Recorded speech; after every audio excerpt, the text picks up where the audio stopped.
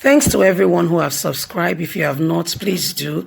And thanks for coming out here. I really appreciate you. We will soon start war in Edo. Herdsmen warns. My people, this is not for joke. Edo State, there have been a lot of movement of activities of herdsmen into the states. Please, I would like you to listen carefully and please pass on this information so others could be warned. Here is what happened to the Big Joe bus we reported to you, that buses, vehicles were kidnapped on the road, and in Benin, the Big Joe vehicle and what have you. Here is the narration of one of the passengers that was kidnapped. Please don't forget to like us, share, subscribe. Thank you so much. Compliment of the season. We will soon start war in Edo. Herdsmen warned. Gunmen believed to be herdsmen, combed kidnappers, has warned of impending war in Edo State. The armed men who abducted some travelers in Edo State, sent a warning to the Nigerian police through one of their victims, Mr. Tangod Oko. Tangod said the kidnappers said they were all out to kill any policeman on sight, and that they had already taken over Edo State and would soon start a war in the state. He said, after my elder brother paid the ransom for 4 of us, the leader asked me to tell the police that they had come to the police. The leader asked me to tell police that they had come for them and that we will kill all policemen they come across. According to them, they have taken over Edo State and will soon start a war. I promised I would personally deliver the message to the Edo State Commissioner of Police. 4 of them walked us out into the bush until we got to a village. It was from there we find our way to where my brother has already been waiting for us. Before his release, thank God had a horrible experience in the hands of the herdsmen who adopted him and others on the route to Benin, Edo State. Thank God spent at least four days in the kidnappers' den before his elder brother Dixon paid his ransom. Before the ransom was paid, his kidnappers has forced him and other victims to drink tramadol mixed with water in place of food and watch them defecate and urinate on their bodies. Thank God revealed that his adoption occurred while returning from Abuja, where he had gone to attend a friend's wedding. He explained that on December the 20th, he boarded a Big Joe bus to Benin, but on getting to Ekboma, the bus driver told all passengers that he won't be going to Benin. It was already past 7 p.m. Due to the driver's announcement, some of the passengers, including Tangod, grabbed their luggages and boarded a Toyota Sienna heading to Benin. But moments after they passed Ewo area, the car was attacked by suspected herdsmen who shot sporadically. Thank God re-encountered after taking our money and phone from us. The leaders asked us to march into the bush. It was then I knew it was kidnapping, not robbery.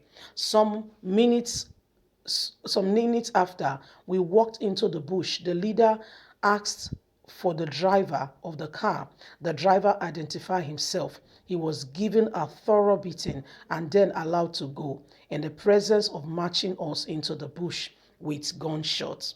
A pregnant woman fell down and could not move. While they were trying to revive her, another passengers escaped into the bush. This made the kidnappers really angry. They left the woman to die and continued to march us into the forest. Thank God, remember that they trekked for about 3 hours in the bush, crossing a river before ascending a hill, which took about 20 minutes to climb.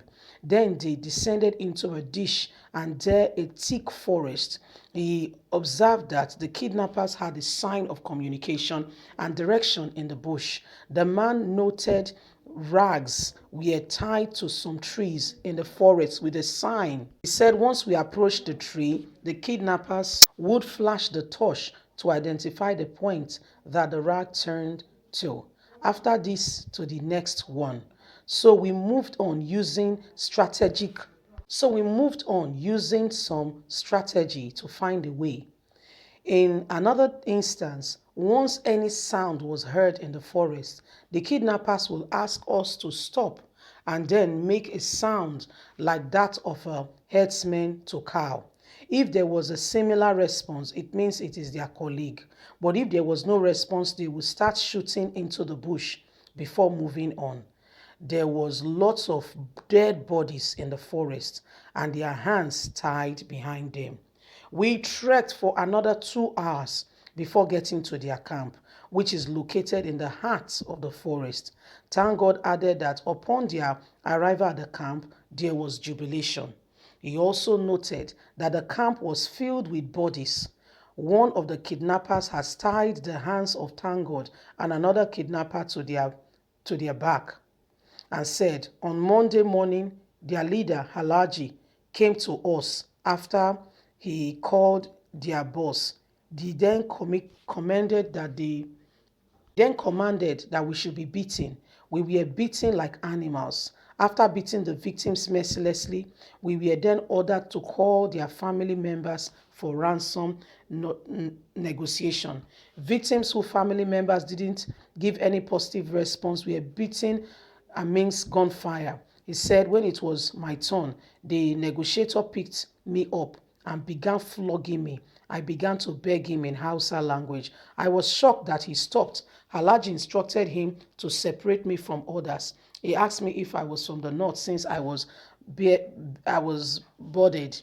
I said no, that I was born in the north. The kidnapper removed my blindfold, then asked me to sit on the ground, while another lay on their stomach, while others lied on their stomach. I was then asked to call my elder brother. At first, I was scared. My older brother wouldn't respond positively, and I feared being beaten again. Unfortunately, my brother, in his wisdom, even though feared could be noticed in his voice, told the kidnappers that he was first one to speak with me.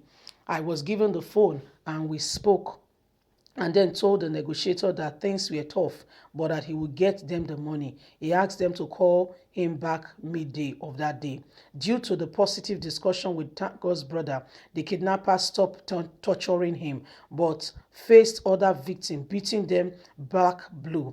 After a series of negotiations, Tango's brother and the kidnappers settled on an amount. He said, I was in the kidnappers' den for 4 days without food and water. Once a day, the kidnappers will fetch water out tramadol inside a cup so that we won't die of hunger, and made us to drink. We defecated and urinated on our bodies in those days. The kidnappers kidnapped passengers twice daily, both women and children, and sometimes when they encounter police escorts, they kill the policemen and make away with their guns. Whoever killed a policeman is usually promoted. Thank God recalled that within the den there was an armory. He kept the guns and the ammunitions. He said that the guns which were used in the morning of operation wouldn't be used until 2 days later. They don't eat real food. They eat gari soaked in oil. They don't eat real food. They eat gari. They don't eat real food. They eat gari soaked in oil with onions and maggi. They don't rape any victim, but often beat them to death. Bullets do not penetrate their body before going out on the operation. They will shoot one another rapidly, after which the leader bring out a white rag, spread it on the ground, and all others will surround the rug and make incantations before heading out, he added. So this is the thing that happened. Leave us a comment. God bless you. Bye for now.